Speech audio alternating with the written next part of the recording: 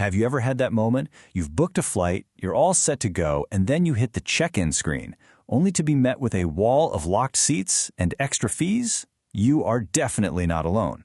So let's dig into why airlines are making us pay for seats we thought we already bought. It's a really frustrating question, isn't it? One that millions of us have asked ourselves. I mean, you've already paid for a ticket to get from point A to point B. So what gives? Why are you being asked to shell out more money just to get a decent seat for the ride? Okay, let's get right into it. It's become this bizarre, universal ritual for anyone who flies these days, solving the mystery of the grayed out seats. You try to be proactive, you log in the second check-in opens to get a good spot, but it almost feels like the airline's website is designed to work against you.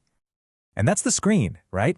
You see all the seats you'd actually want to sit in, the windows, the aisles, and they're just staring back at you, completely unavailable. It's a classic strategy, really. They create this illusion of scarcity to make you feel like you have no choice but to pay up. Your only free options? Well, enjoy that middle seat in the very back. This is exactly what one traveler, a Ms. Chen, was wondering, and she put it perfectly. Look, we all get it. Business class, first class, that costs extra. But we're talking about economy here. Since when did a normal aisle seat in row 15 become some kind of luxury upgrade? Now, this is where the story gets really interesting. This whole thing isn't just a feeling we all share.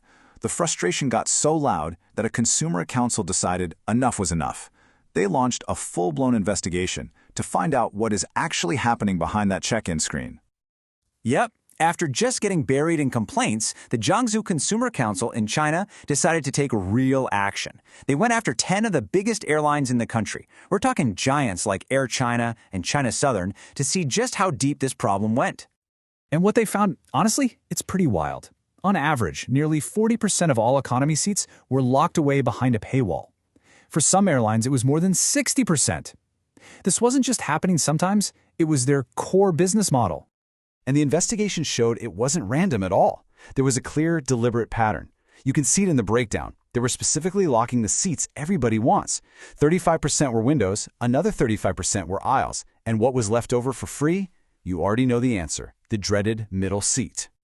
So of course, when the council confronted the airlines, they had their official excuses ready. Oh, they claimed they needed to hold seats for people with special needs, or for emergencies, or, and this is a good one, to maintain the weight and balance of the plane. But the investigation just tore those arguments apart.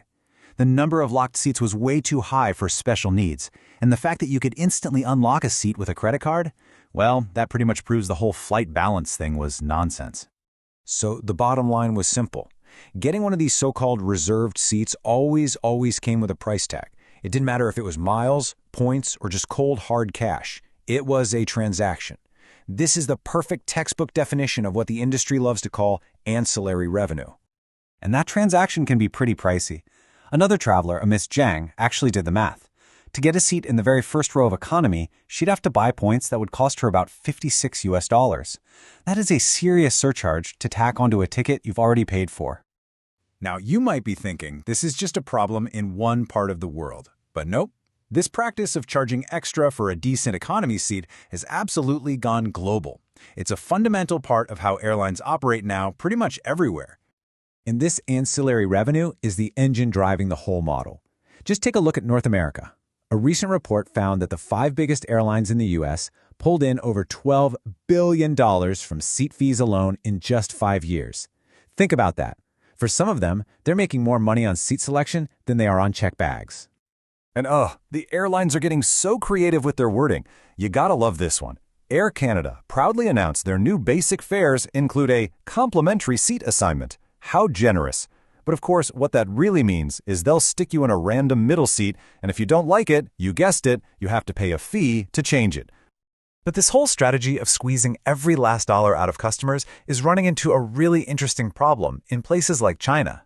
It's a huge, powerful competitor that you don't really have in the same way in, say, North America. And that competitor is high-speed rail. For an enormous number of people, the train isn't the backup option, it's choice number one. And it's easy to see why. It's not just about the speed, it's about a travel experience that is just fundamentally more transparent and less stressful. The price you see is the price you pay. Period. Sure, the actual flight might only be an hour or two, but once you add up the time it takes to get to the airport, way outside the city, then get through security, then wait at the gates, well, suddenly that door-to-door travel time for high-speed rail looks incredibly competitive. And there are no mystery fees, no seat selection anxiety. Which brings us to a really important question. If your customers have a fantastic alternative that's convenient and has totally transparent pricing, is it really a smart long-term strategy to tick them off just to make a few extra bucks on seat selection? So, where do we go from here? Well, that Consumer Council didn't just write up a report and call it a day. No, they took action, and their work is actually helping to map out a new way forward for the entire industry. The official verdict was crystal clear. By hiding the rules and locking seats without being upfront about it, the airlines were breaking the law. They were infringing on people's basic rights to information and to fair trade. So in response, experts are telling the airlines they need to completely change their mindset. They're saying, stop competing on price. Stop luring people in with a low fare only to hit them with a dozen fees. Instead, they should be competing on value. And what does competing on value actually look like? Well, it's the stuff that really matters. Being on time, making the boarding process less of a nightmare, having Wi-Fi that actually works. You know, the things that genuinely make a trip better and build real loyalty, especially when your biggest competitor, the train, has already figured this stuff out.